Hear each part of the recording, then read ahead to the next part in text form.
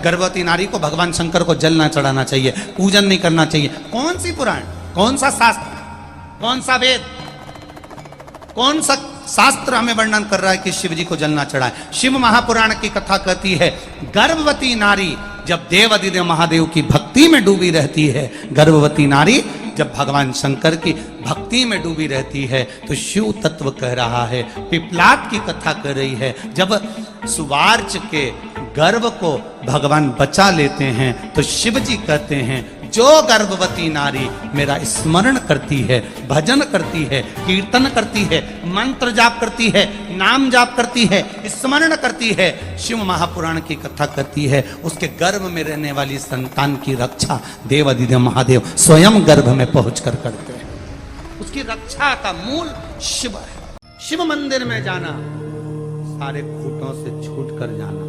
शंकर के मंदिर में कभी तुम सेठ बनकर मत जाना। शंकर के मंदिर में कभी भी तुम ये मत सोच कर जाना कि तुम्हारे पास में कितना बड़ा बंगला है, कि कितनी गाड़ी है, कि कितनी फैक्ट्री है, कि कितना दुकान है, कि कितनी जायदाद है। शंकर के मंदिर में कभी ये सोचकर मत जाना कि तुम कितने सुंदर हो। शिव के मंदिर में ये सोचकर मत जाना कि तुम्हारे पास कितना वैभव है। शिव के मंदिर में तुम ये कभी सोचकर मत जाना कि तुम्हारे पास कितनी गाड़ी है। शिव के मंदिर में ये सोचकर मत जाना कि कितने लोग तुम्हारी बात सुनते हैं।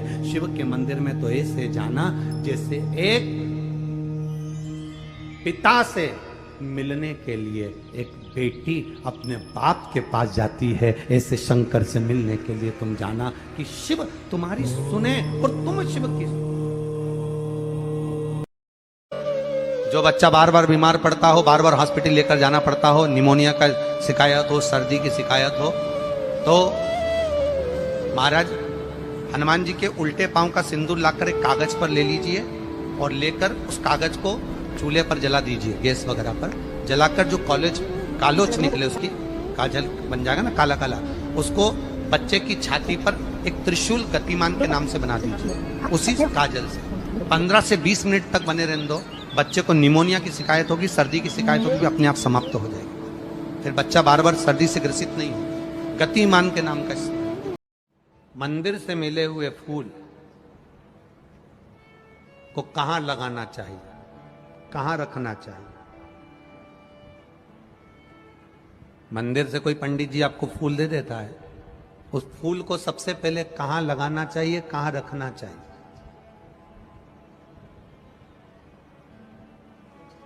मंदिर गए, पंडित जी खुश हो गए, ब्राह्मण देवता प्रसन्न हो गए, उन्होंने मंदिर में से तुम्हें फूल उठाकर दे दिया। इस फूल को कहां लगाना चाहिए, कहां रखना चाहिए? शिव महापुराण में, लिंग पुराण में, पद्म पुराण में, स्कंद पुराण में पुष्प का भी वर्णन है कि मंदिर से मिला हुआ पुष्प नयनों से लगाकर, हृदय से लगाकर अपने कर्ण में लगाया जाता है, कानों में लगाया जाता है। कानों में क्यों? क्योंकि भगवान के प्रवेश का सबसे बड़ा दरवाजा यह कर्ण है। शिव महापुराण की एक बात अपनी जिंदगी में जरूर उतारना कि हम जब महादेव को जल चढ़ाते हैं, जरा समझिएगा, बहुत सावधानी से समझिएगा। शिवलिंग है, जब हम भगवान शंकर के शिवलिंग को जल चढ़ा रहे हैं, उस समय पर आपका स्मरण होना चाहिए, उस समय आपका ध्यान होना चाहिए। शिवलिंग पर जल चढ़ाते समय तुम्हारे हाथ में जो लोटा है, तुम्हारे हाथ में जो कलश है, तुम्हारे हाथ में जो पात्र है, वो भगवान को टच नहीं होना चाहिए, भगवान को लगना नहीं चाहिए। थोड़ा ऊपर से, अगर शिवलिंग अगर यहां है तो इससे इतनी ऊंचाई से थोड़ा सा ऊपर से आप जल समर्पित करें। यहां तक शिव महापुराण की कथा कहती है जो जल हम शंकर भगवान को चढ़ा रहे हैं उसकी धार धीमी होना चाहिए। वेदन है शिव मंदिर में जाना, अगर मान लो जल चढ़ाने का नहीं हो तो या तो शंकर मंदिर की चौखट या नंदी का पीछे वाला चरण, नंदी का जो एक पांव पीछे होता है वो चरण, या शिवलिंग का स्पर्श, वो भी ना हो पाए, वो भी अगर ना हो पाए तो शिवलिंग की चौखट का स्पर्श, वो भी ना हो पाए तो नंदी का स्पर्श, वो भी ना हो पाए तो जिस भूमि से, जिस रास्ते से मंदिर के अंदर प्रवेश करते हो, उस भूमि का भी अगर स्पर्श हो जाता है, श्रीफल नरियल जो हम भगवान के मंदिर में तोड़ते हैं, फोड़ते हैं, माता जी के सामने हमने नरियल फोड़ा, नरियल अच्छा निकल गया, भगवान ने स्वीकार करा ना करा। अगर नरियल अच्छा निकल गया तो आपने थोड़ी सी चिटक निकाल कर भगवान को चढ़ाई, बाकी का सब घर ले जाके चक्कू से निकाल निकाल के सब खा गए।